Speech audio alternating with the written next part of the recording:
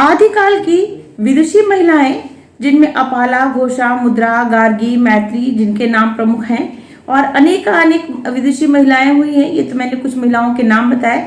ये ऐसी महिलाएं हैं जिन्होंने अपने समय के महान विद्वान ऋषि, संत महात्माओं के साथ शास्त्रार्थ किया और उनको भी अपने शास्त्रार्थ में अपनी विद्वता के दम पे पराजित किया।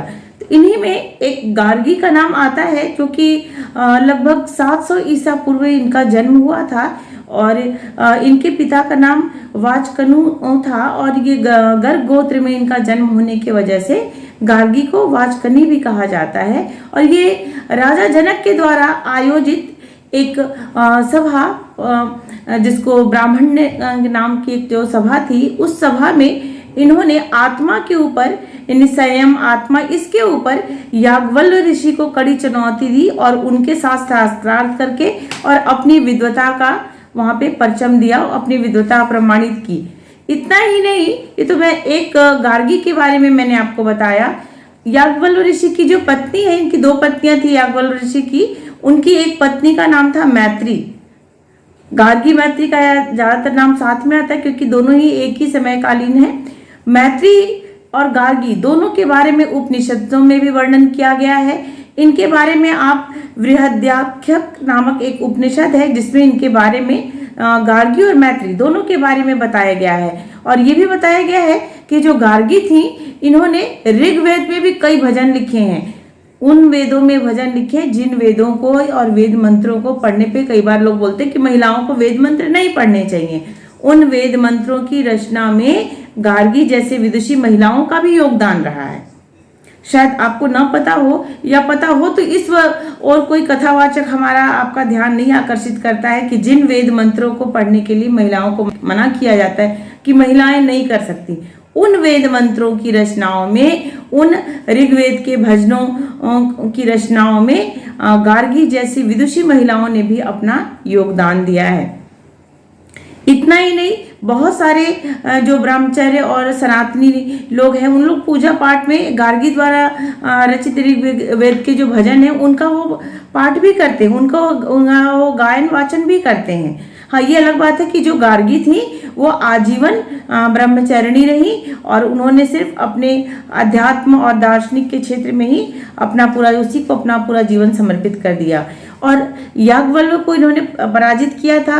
वही दूसरी ओर याज्ञवल्क्य ऋषि की जो पत्नी थी मैत्री, गार्गी ने याज्ञवल्क्य को पराजित किया था शास्त्रार्थ में, और याज्ञवल्क्य की जो पत्नी थी उनका नाम था मैत्री। वो भी गार्गी की ही समान विदुषी थी, महिला थी, और इनकी भी विद्वता के बारे में क्या कहा जाए, उस वक्त के उपनिषद, जो समकालीन उपनिषद थे उनमें और कई सारे ग्रंथों में, वैदिक मंत्रों में इनके वर्णन मिलते हैं। महाभारत कालीन गृह सूत्र में भी मैत्री के बारे में वर्णन मिलता है कि मैत्री उस वक्त की एक अद्वितीय दार्शनिक महिला थी जिसके बारे में बताया जाता है। ये तो मैंने गार्गी और मैत्री के बारे में आपको बताया। मैं सिर्फ ये बताना चाह रही हूँ कि आदिकाल में हमारी जो विदुषी महिलाएं थी वो ना कि दर्शन का, अध्यात्म का ज्ञान ही रखती थी, बल्कि वो शास्त्रार्थ भी करती थी, उसमें भी वो भाग ले सकती थी और पुरुषों के समान ही उनके समान ही बैठ के, या कोई भी जैसे राजा जनक ने जो शास्त्रार्थ कराया था उसमें गार्गी ने याज्ञवल्क्य को परास्त किया था। वैसे ही कोई भी सभा होती थी, अगर विदुषी महिलाएं हैं तो वो भी पुरुषों के समान ही उनको भी अधिकार प्राप्त है, वो भी अपनी विद्वता वहां पे प्रदर्शित कर सकती थी। इतना ही नहीं, हम लोग श्री मंडल मिश्र की पत्नी के बारे में जानते हैं, जो आदि गुरु शंकराचार्य थे। जब वो 42 दिनों तक लगातार शास्त्रार्थ करते हुए और बिहार के मैथिली क्षेत्र में पहुंचे और उनका शास्त्रार्थ श्री मंडल मिश्र जी के साथ हो रहा था, और मंडल मिश्र लगभग हार ही चुके थे कि उनकी पत्नी ने काम सूत्र के ऊपर आदि गुरु शंकराचार्य से प्रश्न पूछा और उनको निरुत्तर कर दिया। यानी कि आदिकाल से महिलाएं पुरुषों के साथ शास्त्रार्थ करती आई हैं, या ये भी कहें मैं ये नहीं कह रही हूँ कि किसी के साथ प्रतिस्पर्धा वाली बात नहीं है, मतलब कि उन्हें भी पुरुषों के समान शास्त्रों का अध्ययन करने का अधिकार था। वो भी किसी भी विद्वता वाली जो प्रतियोगिताएं होती थी उस काल में, उसमें वो भाग ले सकती थी। हाँ, ये बीच में थोड़ा मुगल लोग आए, ब्रिटिश काल में आए, यहाँ पे महिलाओं की शिक्षा पे और इस तरह की चीज़ों पे उनका प्रतिबंधित किया गया, और उसके समकालीन कारण थे मुगल काल में, जो कि हम सब जानते हैं, या ब्रिटिश काल में क्या जो स्थितियां थी सब जानते हैं। इसकी वजह से शायद महिलाओं की शिक्षा या इस तरह की चीज़ों पे कुछ रोक लगा होगा।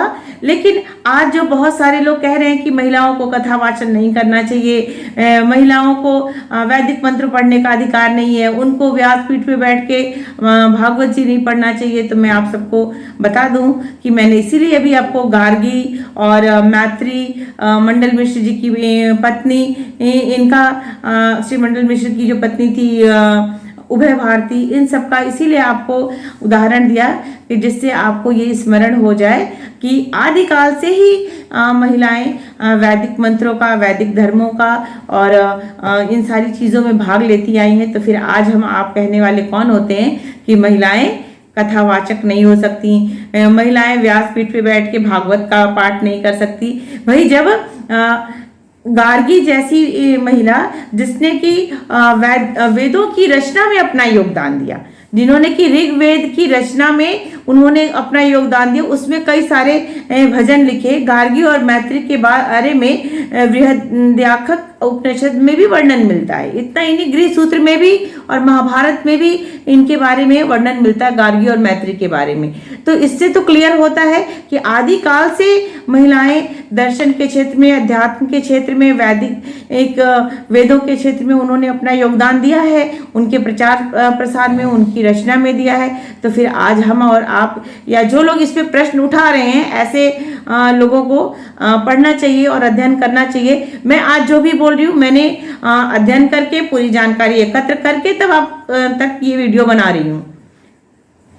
तो इतना ही कहना है कि हाँ, ये जो लोग कह रहे हैं कि महिलाएं अलग अलग कारण बता रहे हैं कि इस कारण से व्यासपीठ पे उनको नहीं बैठना चाहिए, और यहाँ तक कि जो बड़े बड़े आज के समय के बड़े बड़े विद्वान संत हैं जिनको लोहा पूरा देश दुनिया मानती है, वो लोग भी इस तरह की बातें कर रहे हैं।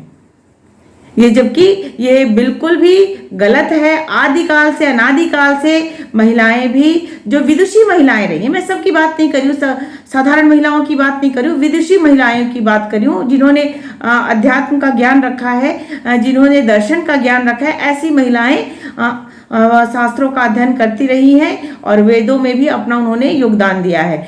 तो इसी के साथ जय सिया राम।